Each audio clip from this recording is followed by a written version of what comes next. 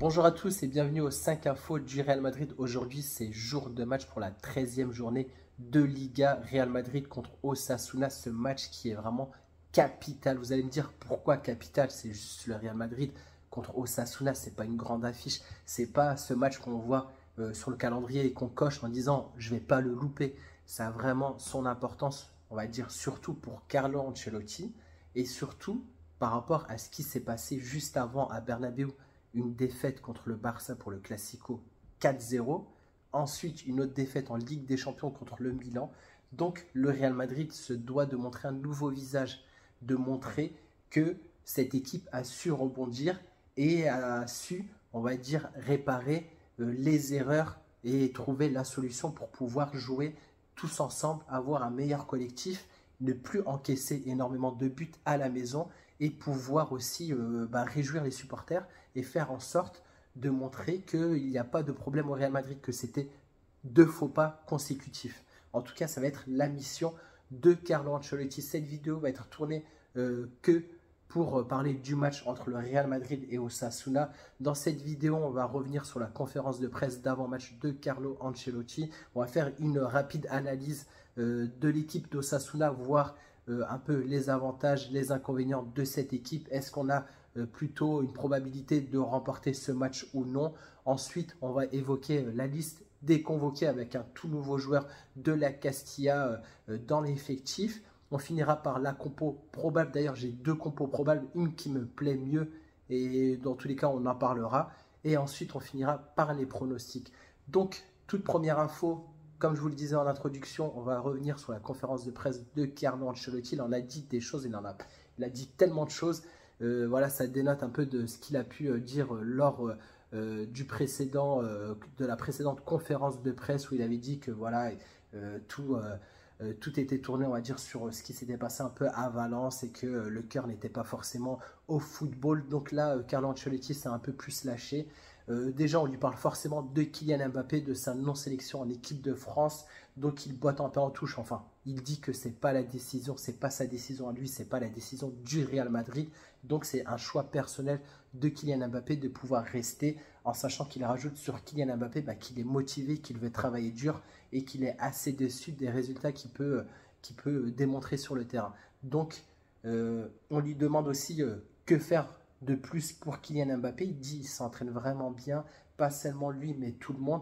Pour l'instant, c'est une situation difficile qu'il faudra améliorer. Donc, plein d'optimisme de la part de Carlo Ancelotti concernant Kylian Mbappé. Il a toute sa confiance de la part du coach. Donc, on devrait aussi sûrement le retrouver titulaire, pas sur le banc. Et c'est ce qu'on souhaite vraiment, de voir vraiment un nouveau visage et avec Kylian Mbappé, buteur, et qui retrouve, on va dire, cette confiance. Donc, Carlo Ancelotti aussi a répondu sur les problèmes en ce moment du Real Madrid. Il dit, je pense que nous avons trouvé la solution. Et aussi, quand on lui parle de nouvelles recrues, il dit ce n'est pas le moment de parler de transfert. Le problème n'est pas dans le transfert. Il ajoute vraiment que ce qu'il faut, c'est vraiment le côté défensif. Puisqu'on lui a parlé du cas de Jude Bellingham. On lui dit, est-ce que Jude Bellingham doit jouer plus près du but? Est-ce que c'est ça la solution, comme ce qui était le cas un peu la saison dernière? Il dit, je ne vais pas dire quels sont nos plans actuels. Bon, il dit que le plus important, c'est de retrouver, on va dire, une osmose, une homogénéité au niveau défensif. Donc, on lui parle aussi de Vini et de Vinicius Junior. Il dit il peut très bien jouer par rapport à son positionnement à la fois sur le côté et au milieu. Mais Carlo Ancelotti ne compte pas changer sa position. Il est bien à gauche, il veut le préserver à gauche. Forcément, si on posait cette question, c'est de savoir est-ce qu'il faudrait plutôt mettre Mbappé sur le côté gauche. Là, on va dire c'est peut-être plus son poste de prédilection et recentrer peut-être Vinicius sur le côté central. Donc, ce n'est pas le choix de Carlo Ancelotti. Il est revenu brièvement aussi sur Federico Valverde qui avait une gêne au niveau du dos. Il dit qu'il va très bien. Donc, que dire de plus aussi? Il dit que voilà, aujourd'hui, ça va être l'opportunité de retrouver la meilleure forme du Real Madrid. C'est ce qu'il souhaite parce que voilà, son nom est ressorti un peu comme le premier fautif de ce qui se passe actuellement au Real Madrid. Il y a quelques noms qui sont sortis pour pourquoi pas le suppléer en cas de nouvel échec contre Osasuna. Donc, les journalistes ont aussi posé sur deux joueurs qu'on ne voit plus trop en ce moment, Hendrick et Arda Güler. Donc il dit, Hendrick il est prêt à jouer s'il est appelé, rien n'a changé, il s'entraîne bien. Pareil pour Arda Güler, ce sont deux jeunes bons joueurs talentueux, mais l'idée pour l'instant est de renverser la situation et non de distribuer des minutes. Donc Carlo Ancelotti est vraiment concentré sur le fait de vraiment renverser la situation et j'ai l'impression qu'il veut reprendre un peu les mêmes joueurs pour un peu montrer qu'il a pu, on va dire, solutionner ce problème sans forcément ajouter de nouvelles recrues qui est Arda Güler ou Hendrick. Du coup, on a dit pas mal de choses. Bon, je vais pas mettre tous les détails de sa conférence de presse, mais voilà en tout cas ce qui s'est dit, voilà de choses assez intéressantes. Deuxième info, on va parler un peu du club d'Osasuna, un club qu'on ne connaît pas trop.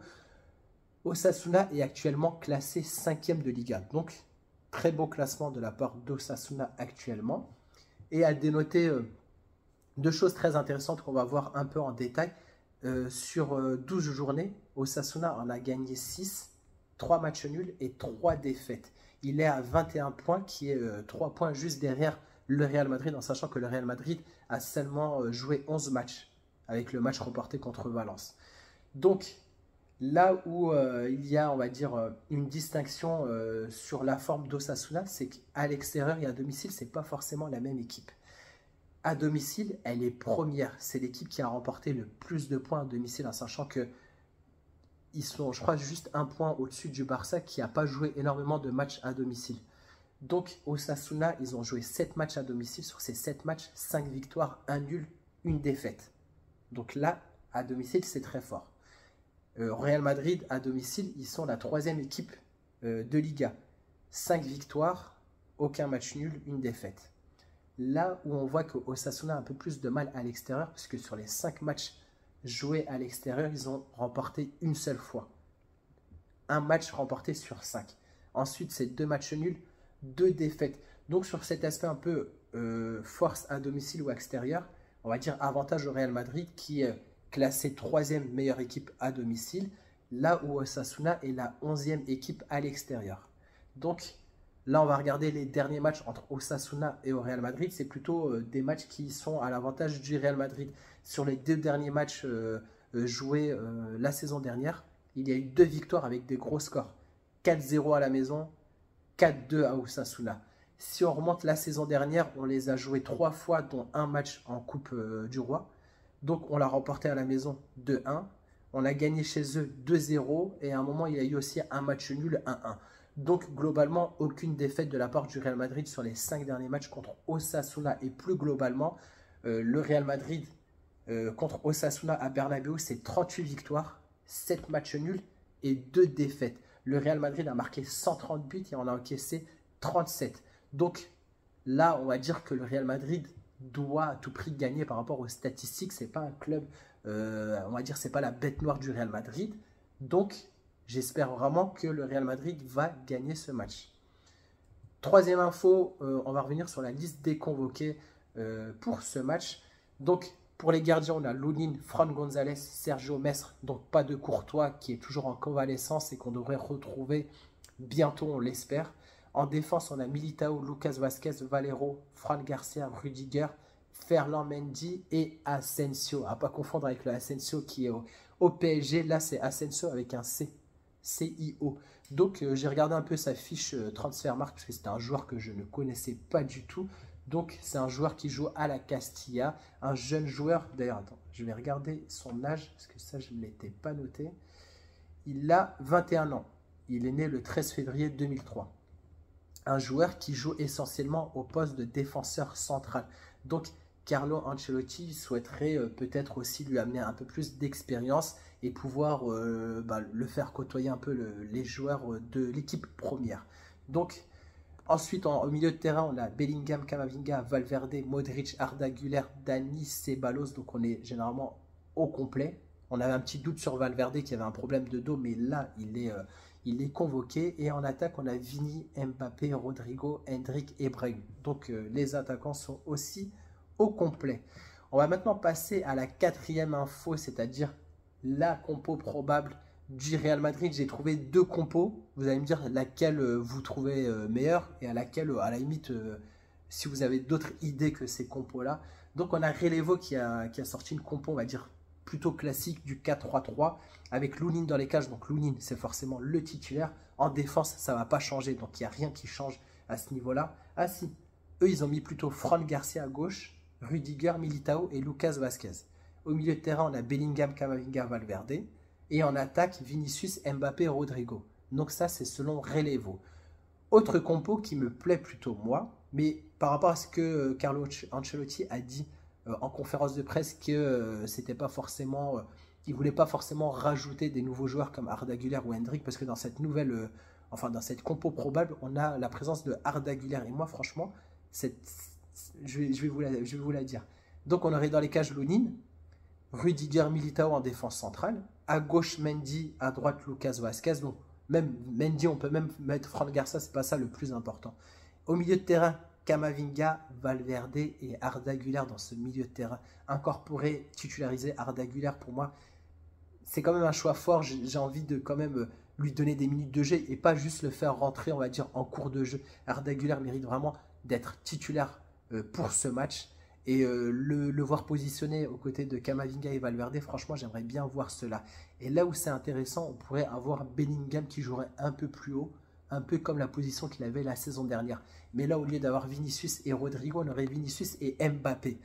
Donc, n'hésitez pas à me dire ce que vous pensez. En tout cas, moi, j'aimerais bien que ce soit cette composition-là.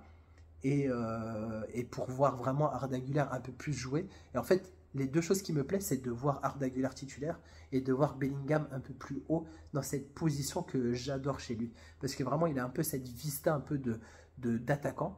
Et quand il se projette vers l'avant, généralement, il est assez efficace. Et c'est là où je trouve qu'on ne bénéficie pas vraiment des qualités de Bellingham. Quand il est trop bas, je ne l'aime pas. J'aime pas quand il est trop bas et je trouve qu'il fait trop de courses, etc. Je préfère le positionner devant, il fait des super passes décisives et il est aussi vraiment bon, que ce soit de la tête et vraiment sur sa vision un peu comme d'un attaquant. Donc voilà, donc n'hésitez pas à me dire en commentaire pour vous quel compo vous plaît le plus. Et si vous avez d'autres compos à proposer, ça peut être aussi l'ajout de Hendrick ou de Brahim titulaire, ça peut aussi le faire.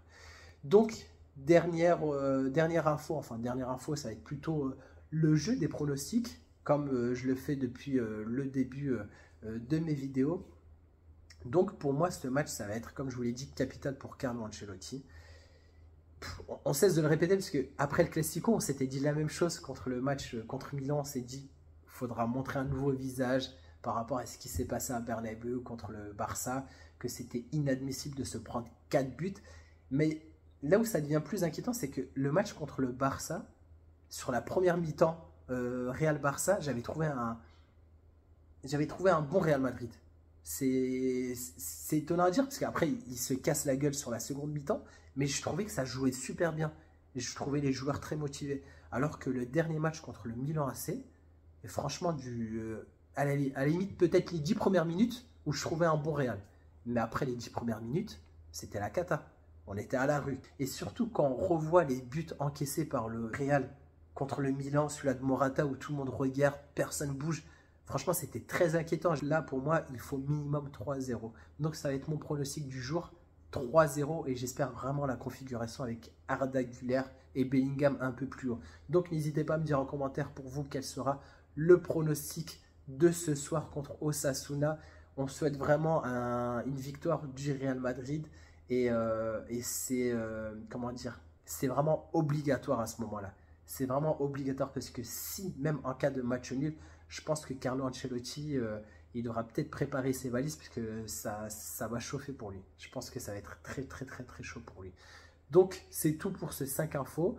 En tout cas, tout ce que je vous dis, c'est bon match. N'hésitez pas aussi à lâcher des commentaires. Si tu as regardé jusqu'au bout, c'est que le contenu te plaît, la chaîne te plaît, comme je disais à chaque fois. Lors de ma dernière vidéo, j'essaye vraiment de faire en sorte de monter une belle communauté de supporters du Real Madrid, mais plus globalement de gens qui aiment le football, de gens qui veulent s'informer un peu sur le Real Madrid, peu importe que tu sois supporter ou non du Real Madrid. En tout cas, ça fait plaisir d'avoir des échanges, des likes. Et donc, si tu aimes ce contenu, n'hésite pas à t'abonner. Et sur ce, je vous dis à bientôt. Ciao!